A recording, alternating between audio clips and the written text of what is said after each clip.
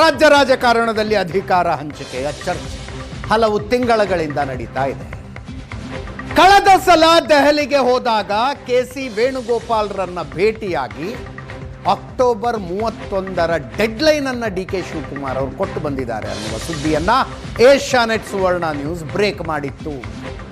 ಅದಾದ ನಂತರ ಡಿ.ಕೆ. ಶಿವಕುಮಾರರ ಮತ್ತೊಂದು ದೆಹಲಿ ಯಾತ್ರೆ.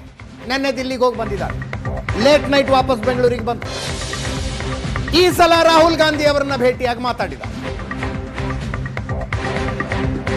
ಮೇಲ್ನೋಟಕ್ಕೆ 100 ಕಾಂಗ್ರೆಸ್ ಭವನಗಳ ನಿರ್ಮಾಣ ಕಾರ್ಯಕ್ಕೆ ಚಾಲನೆ ಕೊಡೋದಕ್ಕೆ ಭೇಟಿ. ಆದರೆ ಒಳಗೆ ನಡೆದಿರುವ ಚರ್ಚೆ ಏನು? ಮತ್ತೊಮ್ಮೆ ಡೆಡ್ಲೈನ್ ಅನ್ನೇನಾದ್ರೂ ನೆನಪಿಸಿದ್ರ?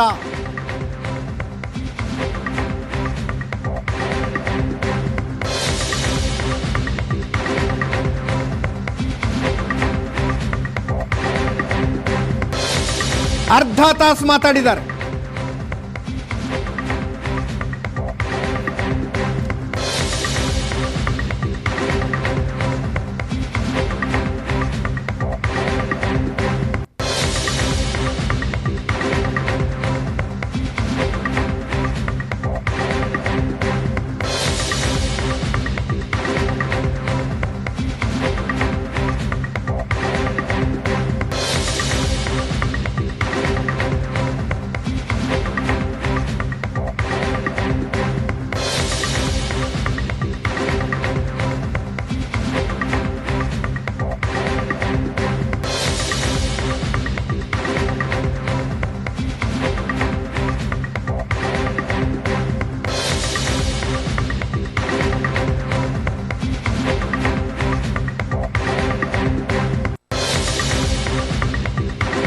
ಡಿ.ಸಿ.ಎಂ ಮಾತು ಕೇಳಿಸ್ಕೊಳ್ಳಿ.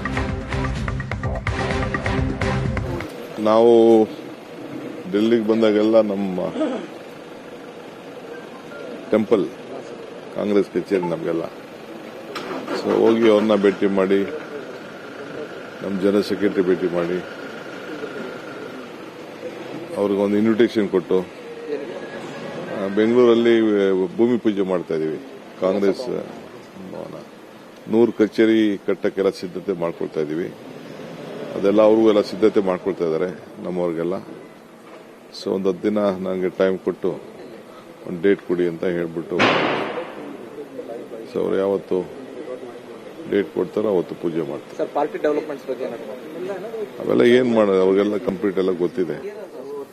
ಸೊ ಪ್ರತಿ ವಿಧಾನಸಭಾ ಕ್ಷೇತ್ರದಲ್ಲೂ ಕೂಡ ನಮ್ಮ ಡಿಸ್ಟಿಕ್ ಮಿನಿಸ್ಟರ್ಗಳಿಗೆಲ್ಲ ಡೈರೆಕ್ಷನ್ಸ್ ಕೊಟ್ಟಿದ್ದೀವಿ ಅಂತ ಹೇಳಿದ್ದೀವಿ. ಅವರೆಲ್ಲ ಈಗ 27ನೇ ಅಸೆಂಬ್ಲಿ ಮುಗಿದ ತಕ್ಷಣ ಎಲ್ಲ ಮಿನಿಸ್ಟರ್ ಕಂಪಲ್ಸರಿ ಎಲ್ಲ ಅಸೆಂಬ್ಲಿ ಸೆಗ್ಮೆಂಟ್ಗೆ ವರ್ಕರ್ಸ್ ಮೀಟಿಂಗ್ ಮಾಡಬೇಕು. ಅದೆಲ್ಲ ವಿತ್ ರಿಪೋರ್ಟು ವಿತ್ ಫೋಟೋಸ್ ಎಲ್ಲ ಕೊಡಬೇಕು, ಕಳಿಸಿ ಅಂತ ಹೇಳಿದ್ದಾರೆ. ಅದೆಲ್ಲ ಕಳಿಸ್ಕೊಡ್ತೀವಿ. ಇತ್ತೀಚೆಗೆ ಚರ್ಚೆಯಾದ ಅಧಿಕಾರ ಬದಲಾವಣೆ, ಅವೆಲ್ಲ ಸುದ್ದಿನೂ ಇಲ್ಲ, ಏನಿಲ್ಲ. ನಾವು ಅದ್ರ ವಿಚಾರಕ್ಕೆ ಹೋಗಲ್ಲ. ನಾವು ಅದ್ರ ಬಗ್ಗೆ ಯಾವ ವಿಚಾರನೂ ಮಾತಾಡಕ್ ಹೋಗಲ್ಲ. ನಮ್ದೇನಿದ್ರು ಮುಂದಕ್ಕೆ ಎಲೆಕ್ಷನ್ಸ್ ಎಲ್ಲ ಜಲ್ದಿ ಮಾಡಿ ಅಂತ ಹೇಳಿದ್ದಾರೆ. ಲೋಕಲ್ ಬಾಡಿ ಎಲೆಕ್ಷನ್ಸ್ ಮಾಡ್ತೀವಿ ಅಂತ ಹೇಳಿದ್ದಾರೆ. ಎಲೆಕ್ಷನ್ಸ್ ಜಲ್ದಿ ಮಾಡಿ ಅಂತ ಹೇಳಿದ್ದಾರೆ.